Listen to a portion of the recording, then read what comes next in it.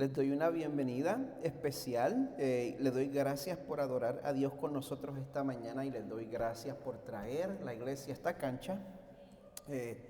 Este mes de diciembre, durante la temporada de Adviento, que comenzó el domingo pasado y va a continuar hasta el día de Navidad, estamos teniendo una nueva miniserie de prédicas titulada Añorando nuestro hogar.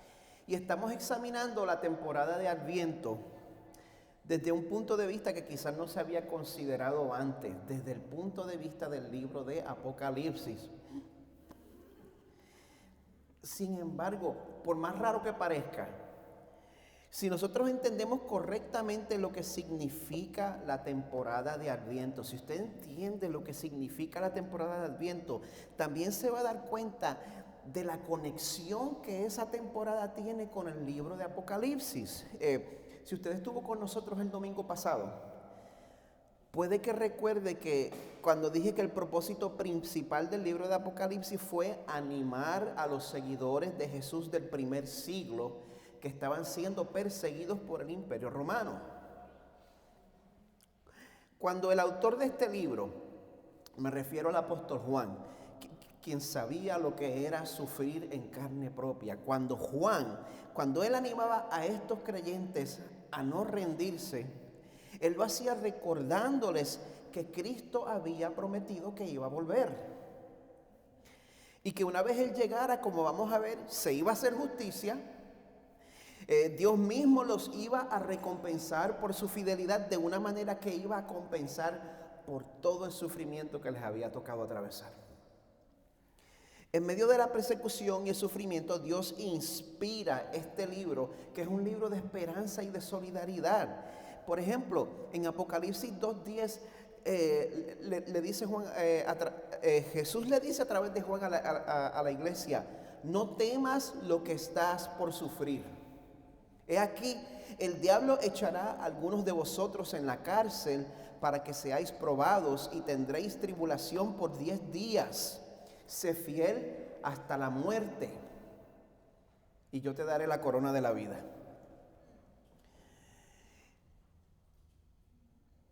En una persona que está perseverando en medio de ese tipo de sufrimiento, el efecto de este tipo de mensaje es anticipación y anhelo de la llegada del Señor. En una persona que está sufriendo, cuando recibe este tipo de mensaje, eso pone una actitud de Adviento. Y lo que nosotros tenemos en común con los creyentes que recibieron esta carta es que, bueno, en esta sociedad post-cristiana, identificarse con Jesús también va a acarrear consecuencias. Algunos de ustedes lo han experimentado en este momento. El momento en que usted se identifica con Jesús, eso tiene por lo menos consecuencias sociales. Y yo le voy a ser sincero, yo no he tenido que sufrir como sufrieron los cristianos del primer siglo. Por lo menos hasta ahora no. Pero este libro de Apocalipsis, se supone que este libro resuene con nosotros. Porque como la iglesia del primer siglo, nosotros estamos viviendo una época entre dos advientos. Y como la iglesia del primer siglo, la razón principal para nosotros anticipar el regreso de nuestro rey es que por más que parezca que el reino de la oscuridad se está saliendo con la suya, la segunda venida de nuestro Salvador va a traer consigo una justicia inevitable. Ese es el nombre del sermón de hoy, justicia inevitable. Les quiero pedir que busquen en sus Biblias en Apocalipsis 20. Diego, ¿puedes pasar al frente, por favor? Este segundo domingo de la temporada de Adviento queremos comenzar con la lectura de la palabra, la cual se encuentra, como les dije, en Apocalipsis 20. La vamos a estar leyendo entera y está a cargo de nuestro hermano Diego Ramos. Lectura de la palabra de hoy. Apocalipsis 20, 1 al 15, de la versión Reina Valera actualizada al 2015. Capítulo 20. Vi a un ángel que descendía del cielo y que tenía en su mano la llave del abismo y una gran cadena.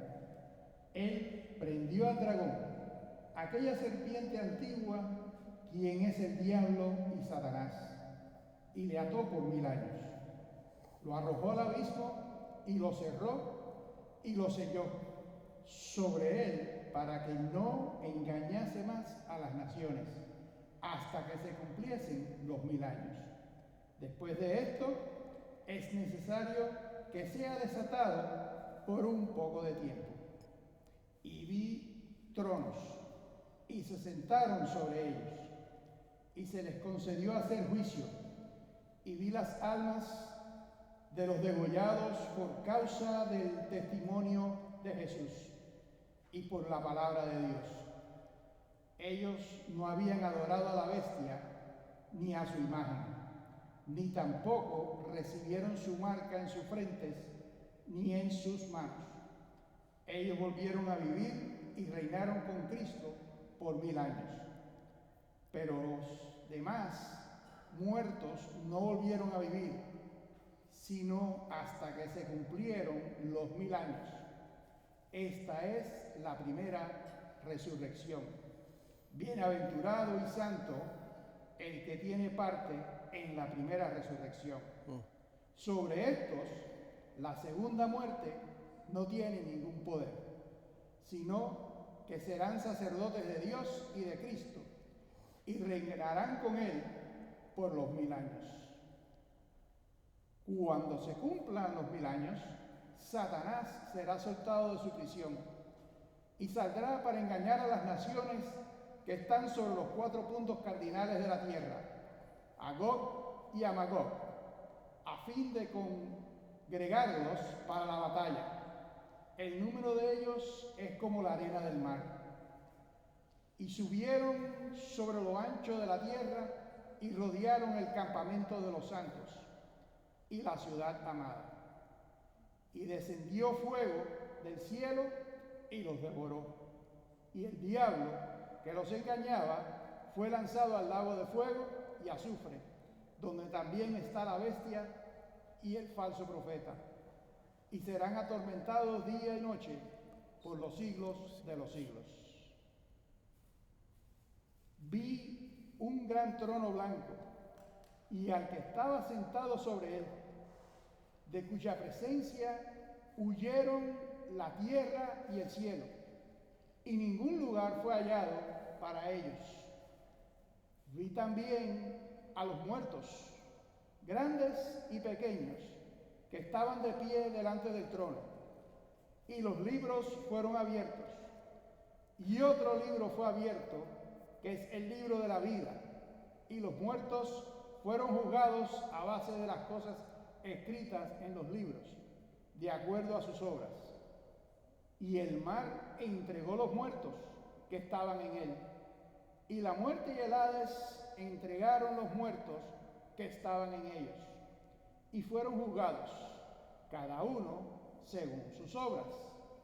Y la muerte y el Hades fueron lanzados al lago de fuego. Esta es la muerte segunda, el lago de fuego.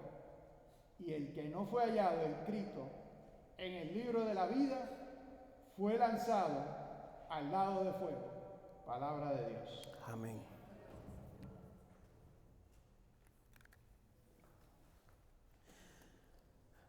Padre Santo, en los cielos confesamos que nosotros somos fácilmente distraídos por lo que sucede alrededor de nosotros. Somos fácilmente distraídos también por el sensacionalismo cuando leemos esto, Señor. Confesamos que leemos este pasaje y en vez de recibir tu palabra, lo que viene a mi mente son películas de horror. Cosas que no tienen nada que ver. Por eso, Señor, yo te ruego que quites de nuestra mente toda distracción y ayúdanos a ver lo que tienes para nosotros en tu palabra. Gracias, Señor, porque tu Espíritu Santo es poderoso para guiarnos en la dirección correcta y confiamos en ti. Pedimos esto, Señor, confiados en que tú nos amas, gracias a Jesús, nuestro sustituto, en cuyo nombre oramos. Amén. ¿Están listos? Todos van a salir insatisfechos. Eso sí se los garantizo. Algo que nos indigna es cuando vemos una persona que comete un crimen en sangre fría y parece que se sale con la suya y nunca paga. El 30 de mayo de 1972, los japoneses Kozo Okamoto junto con Yasuyuki Yasuda y Tsuyoshi Okudaira llegaron a Israel, al aeropuerto de Tel Aviv, en el vuelo 132 de Air France, que procedía de Roma. Después de desembarcar el avión, ellos se dirigieron a la zona de recogida de equipaje. Después que recuperaron su equipaje, sacaron armas automáticas de su equipaje y procedieron a abrir fuego contra todos los pasajeros al azar en el área de reclamo de equipaje. ¿Quién sabe de eso? ¿Quién sabe? Ajá. El ataque fue una operación conjunta entre los palestinos, entre el Frente Popular para la Liberación de Palestina y el Ejército Rojo japonés. Los palestinos subcontrataron japoneses para ese ataque. La idea detrás de eso era que los japoneses, al llegar al aeropuerto israelí, no iban a despertar sospechas como probablemente lo iban a hacer los árabes. Y pues el plan funcionó. Ellos no atrajeron la atención antes de su ataque. De hecho, muchas de las armas salieron de estuches de guitarra y de violín. Nadie lo esperaba. Mataron a 26 personas. 17 de esas personas eran cristianos puertorriqueños que iban de peregrinaje. E hirieron a 71. Esto fue en el 1972. Los otros dos terroristas murieron en el atentado, pero Kozo Okamoto fue herido y capturado tratando de escapar de la terminal. El ataque se conoció en Puerto Rico como la tragedia de Tel Aviv. Este individuo, Kozo Okamoto, fue juzgado, declarado culpable y condenado a cadena perpetua en Israel. Sin embargo, en el año 1985, unos 13 años después, Okamoto fue puesto en libertad como parte de un intercambio de prisioneros con las facciones militantes palestinas, porque ellos tenían presos israelíes también como intercambio. Después que él salió de la prisión, él se trasladó a Libia y finalmente a Siria, donde recibió una bienvenida digna de un héroe. Al día de hoy, él cuenta con 72 años de edad, vive libre.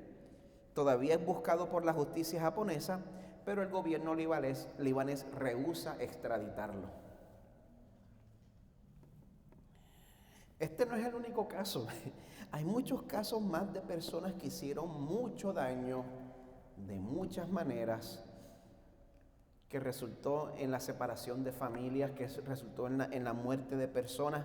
Sin embargo, aparentemente se escaparon de la justicia terrenal. Muchos llegaron a vivir una vida completa y murieron de edad avanzada, hartos de comida. Quizá usted mismo ha sido una víctima de un atropello, de un abuso, que parece haber quedado impune. ¿Ahora qué? Esto se queda así. ¿Dónde está la justicia? Quiero que sepan que el libro de Apocalipsis tiene mucho que decir en cuanto a este asunto. El libro de Apocalipsis es mucho más que un laberinto de misterios para los eruditos de la palabra. Este pasaje sobre el milenio que estamos discutiendo está aquí, no para que nos pongamos a quemarnos las pestañas, sino para consolar el corazón del que pertenece a Dios y también ha sufrido. Ese era el propósito original y es el propósito principal. Este pasaje nos enseña a anticipar el regreso de nuestro Salvador en poder y gloria, porque ese regreso significa, número uno, el rescate de los redimidos, y número dos, también nos asegura que a nuestro Dios no se le va a escapar ni una injusticia. Toda la gente que usted cree que se le escapó al Señor, no se le va a escapar, porque los jueces terrenales son imperfectos. Los jueces terrenales tú los puedes confundir, tú los puedes comprar, tú los puedes sobornar, pueden tener prejuicios políticos, pero nuestro Dios es el juez que juzga con justicia y Él va a asegurarse que toda ofensa sea satisfecha. Si eso es algo que usted sabe de corazón, pues entonces el punto principal del mensaje de hoy es que si usted tiene la certeza, si usted está convencido de que Dios va a juzgar a sus enemigos y salvar a su pueblo, entonces eso debe llenar nuestros corazones de anticipación. Eso nos lleva a celebrar el Adviento. Es triste que a menudo pasamos por el libro de Apocalipsis y se nos pasan estas aplicaciones claras porque estamos tan metidos con todos estos detalles teológicos. Nosotros oímos el nombre Apocalipsis y automáticamente pues nos podemos a pensar en lo más controversial. Y puede que en esta mañana, en vez de estar anticipando el regreso de Jesús, usted más bien está anticipando que yo vaya a revelar lo que yo creo en cuanto al milenio. Por eso quiero manejar sus expectativas en esta mañana. A pesar de que yo voy a hablar brevemente de las posturas en cuanto al milenio, mi plan no es tratar de persuadirle a que usted tenga mi postura en cuanto al milenio. Si usted desea estudiar la doctrina del final de los tiempos a fondo, lo cual yo recomiendo, estudie, tenga su postura, pues te recomiendo que participen consistentemente de nuestro grupo de verdades esenciales. Eventualmente vamos a llegar al estudio del fin de los tiempos, de la escatología. Y entonces ahí sí tenemos tiempo para pausar, tenemos tiempo para pensar, tenemos tiempo para preguntar, tenemos tiempo para discutir. Amén. Quedan invitados. Bueno, habiendo dicho todo eso,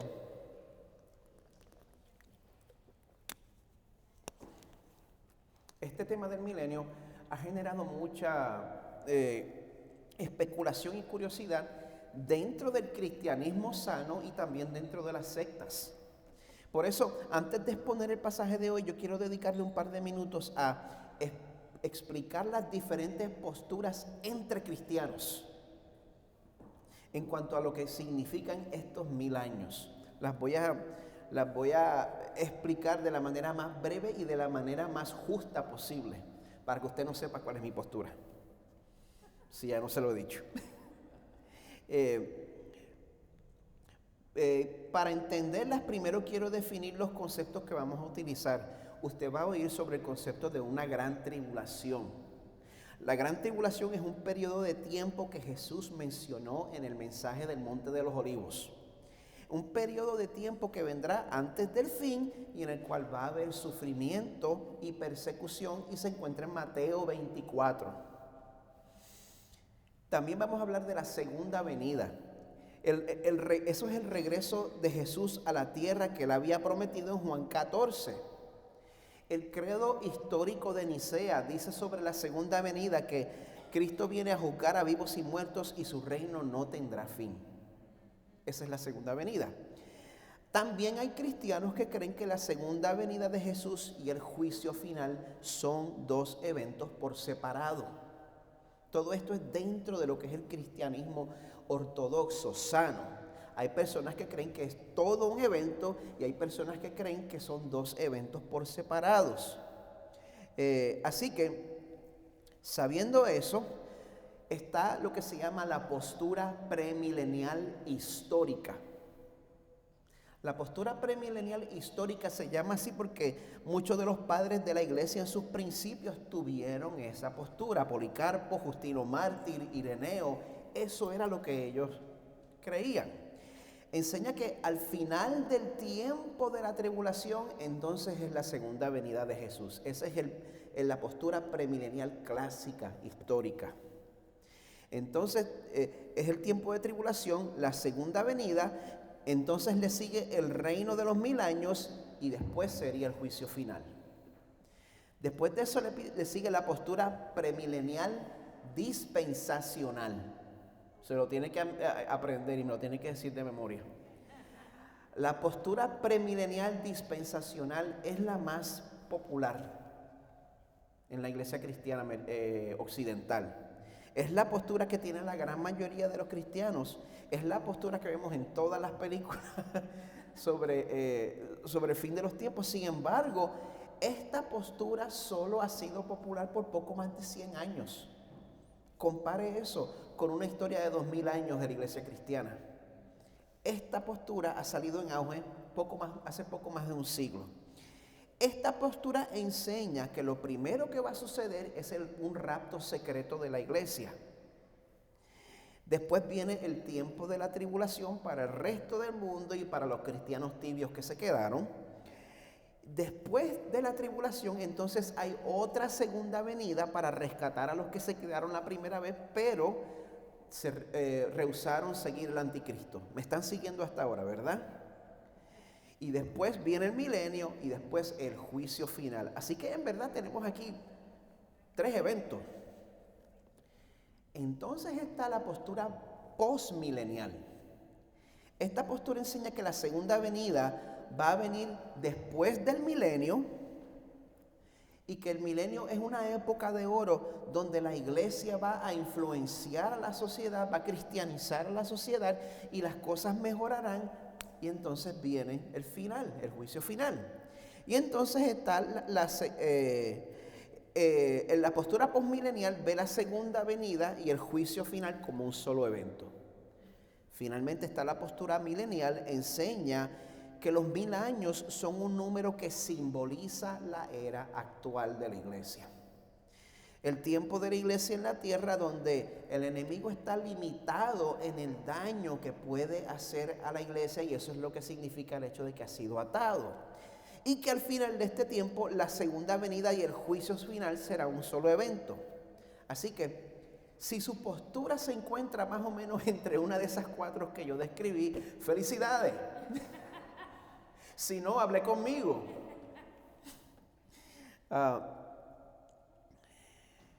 Estas son posturas dentro del cristianismo. Cuando yo me crié en la iglesia, yo quiero que usted sepa que en mi niñez muchos enseñaban, esto es lo que enseñamos y todos tenemos que estar 100% de acuerdo en cuanto a la escatología o usted va al infierno. Jospo en español no enseña eso en cuanto a la escatología. Yo creo que la escatología debe ser una doctrina que tiene que ser, las posturas las debemos tener en completa humildad, porque hay muchas personas muy inteligentes que están en desacuerdo conmigo, con mis posturas. A pesar de que mi postura particular es una de estas 4, nosotros reconocemos la naturaleza compleja de la Biblia en cuanto a lo que la Biblia enseña en cuanto al final de los tiempos. Y enseñamos que los cristianos verdaderos en cuanto a la escatología pueden debatir y pueden estar en desacuerdo en cuanto a esto. ¿Podemos vivir de esa manera, hermano? ¿Sí? Oí como 2 amenes. El resto de ustedes, lo siento, yo no soy dogmático con la escatología. Como les dije, todos van a estar insatisfechos conmigo por igual. Por eso, si tiene preguntas, pues yo le animo a que se comunique conmigo por correo electrónico y que me envíe a diegoramos@icloud.com.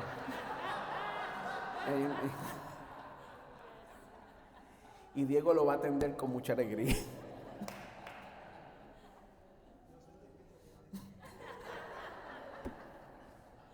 Bueno, ahora, sin importar su postura, la doctrina del milenio le ofrece algo seguro a todos los que han creído en Cristo, no importa cuál sea su postura. Esto nos ofrece la justicia final que nosotros tanto hemos anhelado. Nosotros vamos a ver que Apocalipsis 20 nos muestra ese proceso dividido en 4 partes. Nos muestra una restricción, una reivindicación, una reanudación y una rectificación. Así que vamos a empezar con el primero. Restricción. En Apocalipsis 20, verso 1, Juan continúa contando su visión. Nos dice: vi a un ángel que descendía del cielo con la llave del abismo y una gran cadena en su mano. Prendió al dragón, la serpiente antigua, que es el diablo y Satanás, y lo ató por 1000 años. Estos 2 versos nos deben enseñar a nosotros la gran diferencia que hay entre Dios, el Creador, y Satanás.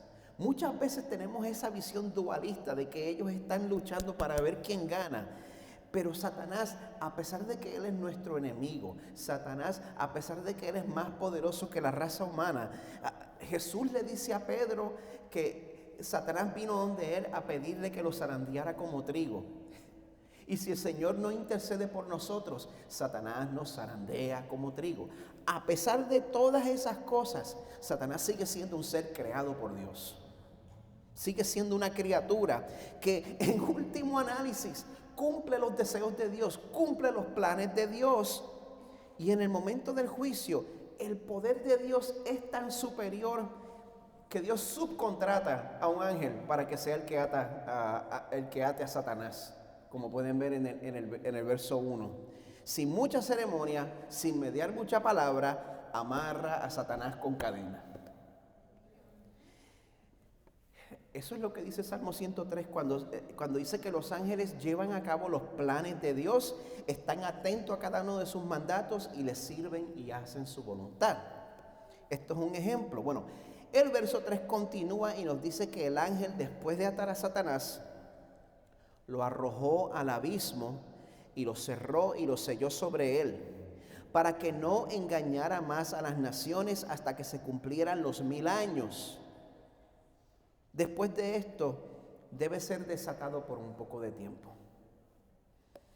Una vez más, sea cual sea su postura en cuanto a lo que representan estos 1000 años, si son literales, si son simbólicos, este pasaje nos promete que el enemigo de nuestras almas, a pesar de que él en verdad existe, a pesar de que él en verdad ha hecho estragos, tanto en la vida de no creyentes como en la vida de creyentes, la capacidad que él tiene para hacer mal y para engañar, señores, no es ilimitada. Igual que el mar, llega exactamente hasta donde Dios le dice que llegue, y de ahí no puede pasar. De hecho, el Señor nos da una manera de vencer sobre el enemigo. Efesios 6:11 nos recuerda que si nos ponemos toda la armadura de Dios, vamos a poder mantenernos firmes contra todas las estrategias del diablo, inclusive los ataques apocalípticos. Eso aplica a eso. Nuestro enemigo es fuerte, pero gracias al Espíritu Santo que Dios ha provisto a su pueblo, nuestro enemigo no es invencible. De hecho, una de nuestras principales armas en contra de este enemigo es vivir en humildad. ¿Usted sabía que usted combate las fuerzas del mal cuando usted vive en humildad? Santiago 4 nos dice que Dios resiste a los soberbios, pero da gracia a los humildes. Por tanto, someteos a Dios, resistid pues al diablo y huirá de vosotros.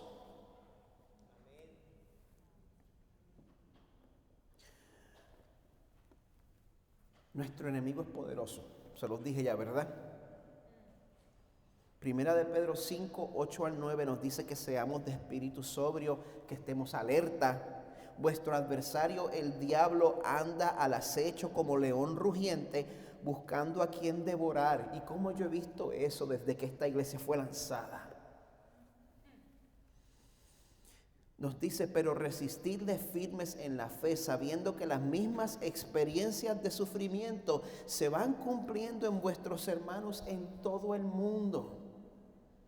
No somos los primeros en sufrir. Pero de igual manera que todos los seguidores de Cristo en todo el mundo van a pasar las mismas experiencias de sufrimiento, también vamos a pasar la misma experiencia de reivindicación. Punto número 2. Dios promete reivindicación en este pasaje. El verso 4 nos dice, también vi tronos y se sentaron sobre ellos y se les concedió autoridad para juzgar. ¿A quién se refiere aquí? ¿Quién recibió autoridad para juzgar? Bueno, el verso 4 continúa, nos dice que este privilegio es para personas que pertenecen a dos grupos. El grupo número 1 son las almas de los que habían sido decapitados por causa del testimonio de Jesús y de la palabra de Dios. Y el grupo número 2 es de los que no habían adorado a la bestia ni a su imagen, ni habían recibido la marca sobre su frente ni sobre su mano. Estas son las personas que no se dejaron absorber por el mundo, ni seducir por lo que este mundo ofrece. Este pasaje nos dice que estas personas volvieron a la vida y reinaron con Cristo por 1000 años. Nosotros no tenemos que esperar al final para que empiece el reinado de Jesús. Sepa eso, dicho sea de paso. No hay que esperar al final para que empiece el reinado de Jesús.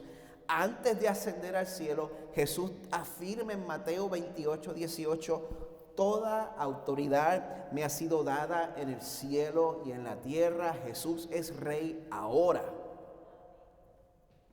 Por lo tanto, los que vamos a reinar junto con Cristo no tenemos que preocuparnos porque el Cristo con quien vamos a reinar ya está sentado en su trono de autoridad a la mano derecha del Padre.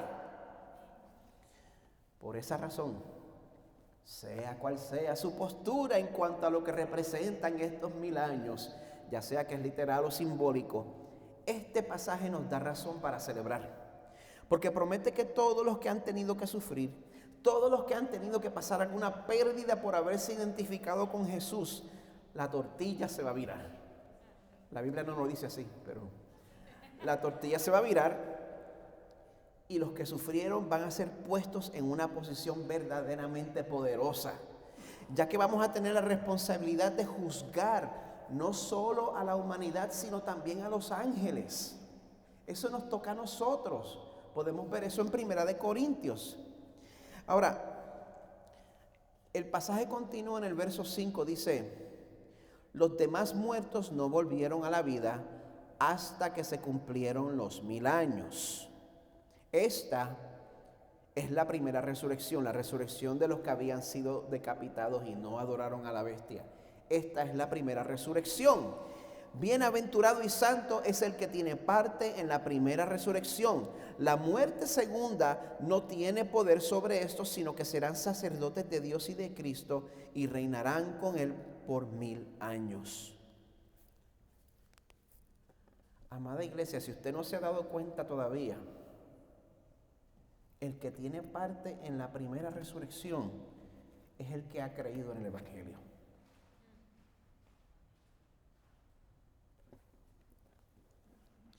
Es el que ha confiado en que Dios va a perdonar y va a salvar a los que se refugian en Cristo. Nuestra esperanza no puede venir de ningún otro lugar, porque los que confían en sí mismos, los que creen que Dios lo va a aceptar porque se portaron más bien que mal, esas personas no van a poder permanecer en pie cuando llegue el tiempo de la reanudación. El punto número 3. El tiempo de la reanudación, del permiso que Dios va a conceder para que Satanás finalmente provoque una confrontación final y fallida en contra del pueblo que Dios ya rescató. Dice el verso 7: cuando los 1000 años se cumplan, Satanás será soltado de su prisión y saldrá a engañar a las naciones que están en los 4 extremos de la tierra, a Gog y a Magog, a fin de reunirlas para la batalla. El número de ellas es como la arena del mar. El enemigo es numeroso. Y subieron sobre la anchura de la tierra, rodearon el campamento de los santos y la ciudad amada. Esto suena súper ominoso. Una vez más, sea cual sea su postura, ya sea que usted es premilenial clásico,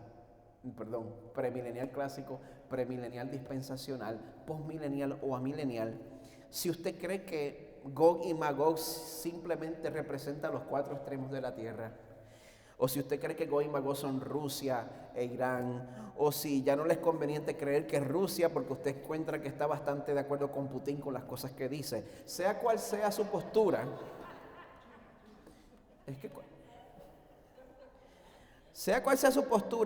este pasaje nos informa que al final a las fuerzas del mal se le va a conceder un último permiso para hacer el mal, para que entonces puedan ser de una vez por todas pues destruidas en su totalidad.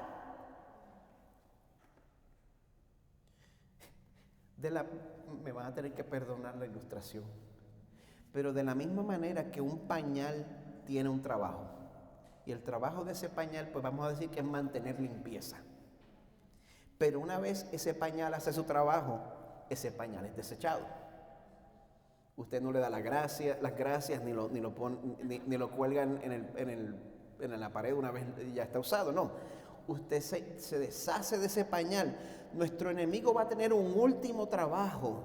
Y una vez termine ese trabajo para el cual Dios ha determinado, ese mismo Dios que ordenó ese trabajo va a castigar al enemigo por hacer ese trabajo. Ustedes no me entendieron.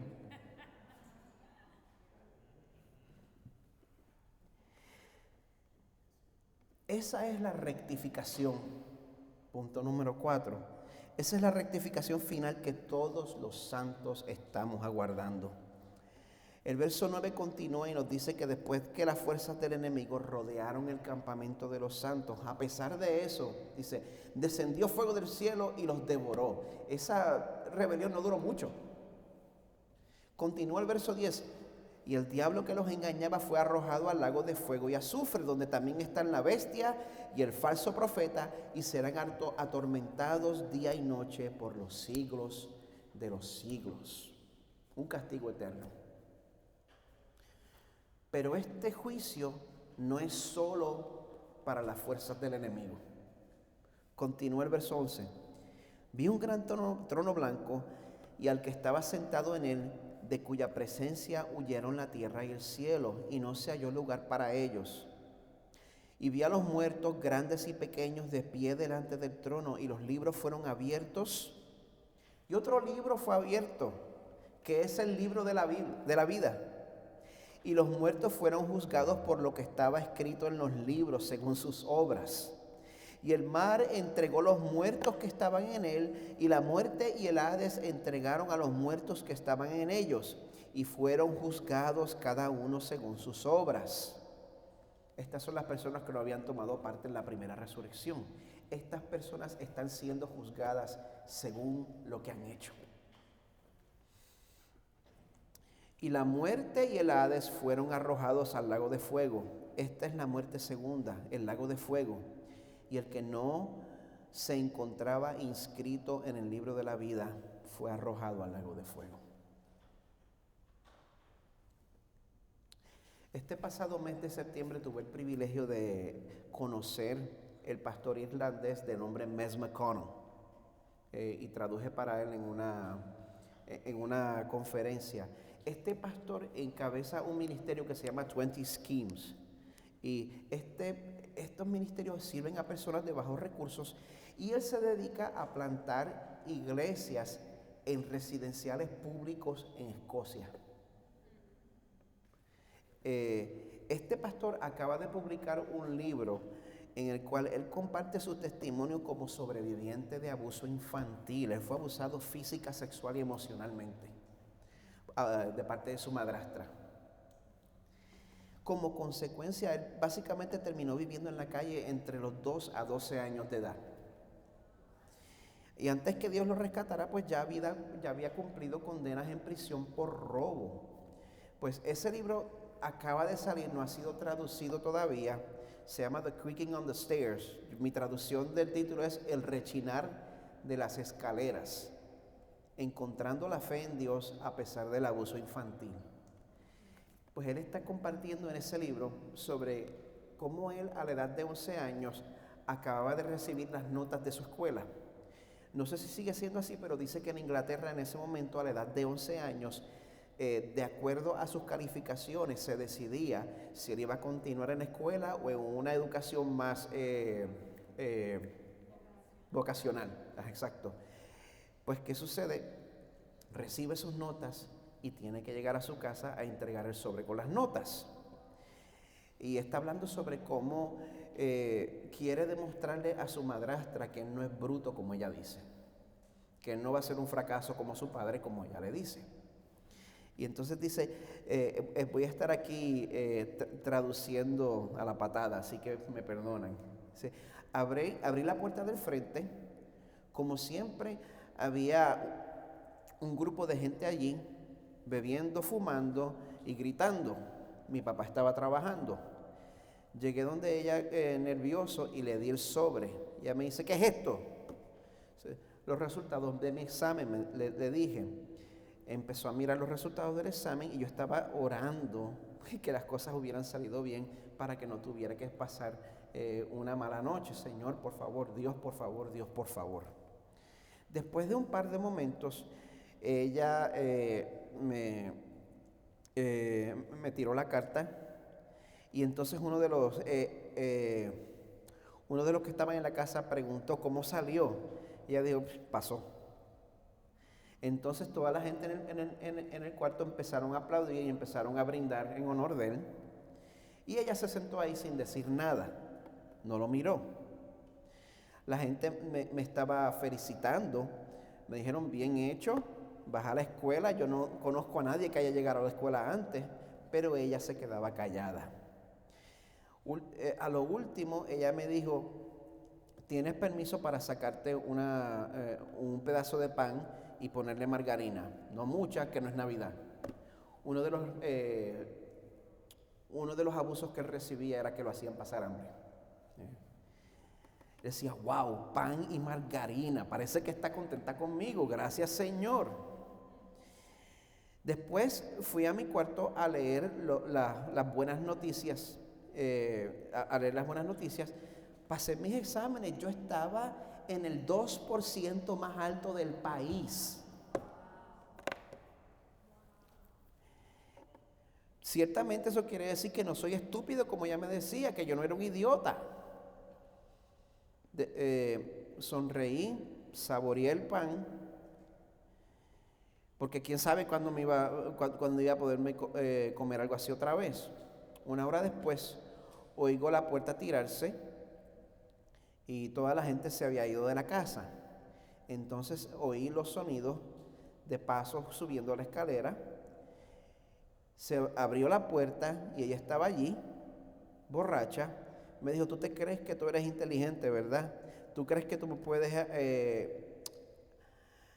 humillar enfrente de mis amigos? Le dije, no, por favor, Dios, no, por favor. Yo hice lo que pude, yo pasé, yo fui bueno.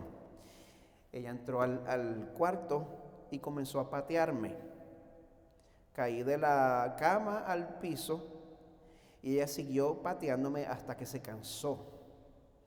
Entonces me agarró por el pelo y me dijo, mírame, ratoncito, tú no eres nada, no eres nadie, nunca serás nada, nunca serás nadie, nadie te ama, nadie te va a amar. A mí no me importa lo que diga ese papel. Ella me dio un puño y entonces de momento me desmayé. Esa noche algo dentro de mí se rompió. No estoy seguro de lo que era, pero ese día dejé de tenerle miedo. Cuando desperté otra vez y me limpié, me acosté alegre. Estaba sintiendo dolor, pero un dolor dulce. Era el dolor de la victoria, pero también era triste. Yo le había pedido a Dios que me ayudara. Se lo pedí varias veces, pero como de costumbre, solo encontré silencio.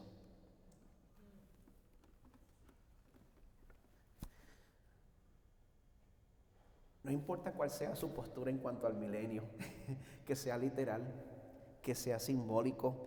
Este pasaje nos promete que Dios, el Creador, en el día final se va a sentar en su trono de juicio y pondrá punto final al reino de la muerte. Esto se va a acabar.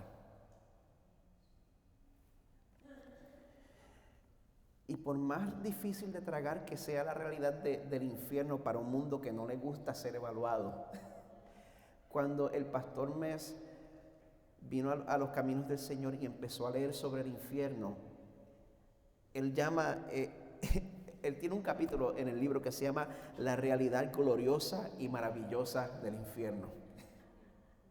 Y él escribe lo siguiente: imagínate qué glorioso un sitio después de la muerte para todas las ratas que me aterrorizaron, me hicieron daño y abusaron de mí. Y ella va para allá, para siempre. Estoy tan alegre que empecé a mencionar el infierno en mis oraciones. Siempre terminaba mis oraciones pidiéndole que mantuviera el fuego especialmente caliente para ella y el resto de ellos que me habían atormentado a mí y a mi hermana por tanto tiempo. Fue un sentimiento de gozo el poder orar de esa manera. me dio un sentimiento de paz saber que Dios los iba a quemar a todos. Recuerdo orar, Señor, mándalos a todos allí para que se quemen por la eternidad, para que los atormentes por la eternidad. Y no solo los que abusaron de mí, sino que, Señor, todos los que abusaron de todas las víctimas de abuso, Señor, donde estén, mándalos todos al infierno. Me encantaba. De verdad, yo esperaba que el diablo calentara el infierno de manera especial para ella y para sus amigos perversos. Pero en este libro él también menciona que esta realidad del infierno no es solo para los abusadores. Esta realidad del infierno es para todos los que rechazan a Jesús, aunque seas un buen ciudadano. Ya seas abusador, ya seas un ciudadano respetable.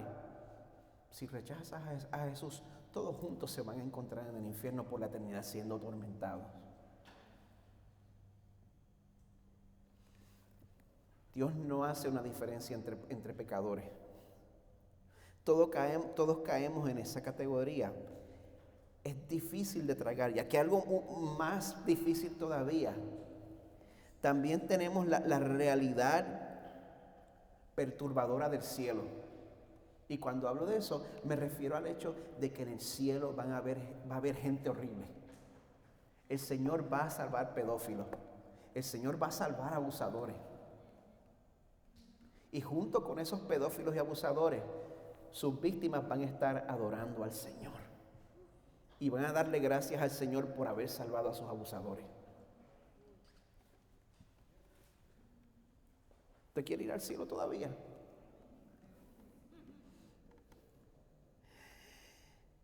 Dios salva al que le da la gana. No me va a pedir mi opinión, nunca me la va a pedir, no va a pedir la suya. Nosotros no decidimos quién es digno y quién no es digno.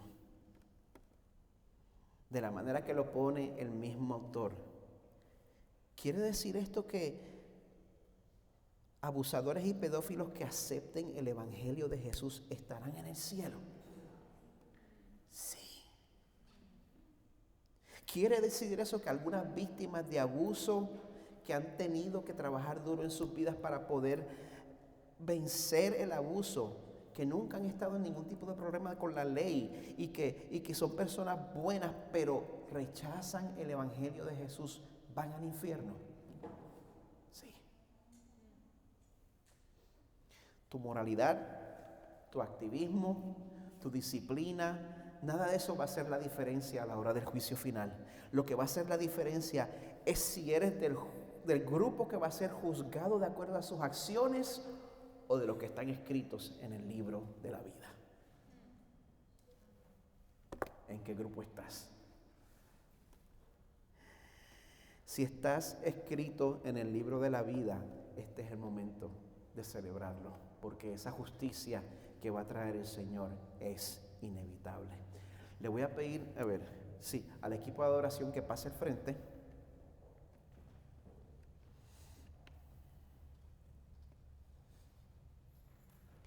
Mientras ellos toman sus lugares,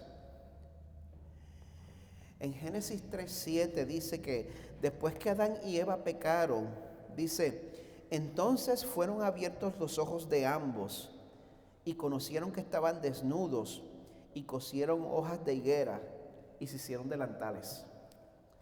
Cuando puedas, empiezas con revelación. Desde el principio todos nosotros hemos tratado de esconder nuestra vergüenza a través de nuestros propios esfuerzos. Estamos tratando de coser delantales con hojas de higuera, pero eso no fue suficiente para Dios. En Génesis 3:25 dice que el Señor hizo vestiduras de piel para Adán y su mujer y los vistió. O sea, para que la vergüenza de Adán y Eva pudiera ser cubierta propiamente para satisfacción del Señor, fue necesario que se sacrificara un animal para que su piel pudiera ser usada. Esta piel no salió del aire. Fue necesario matar otro ser. Y de esa misma manera, la única esperanza para cubrir nuestra vergüenza es que seamos cubiertos por el sacrificio de un sustituto. Amada iglesia, ese castigo fue llevado por Jesús. El que usted merece por sus pecados y también por la vida moral que está tratando de llevar aparte de Jesús. Jesús llevó todo ese castigo.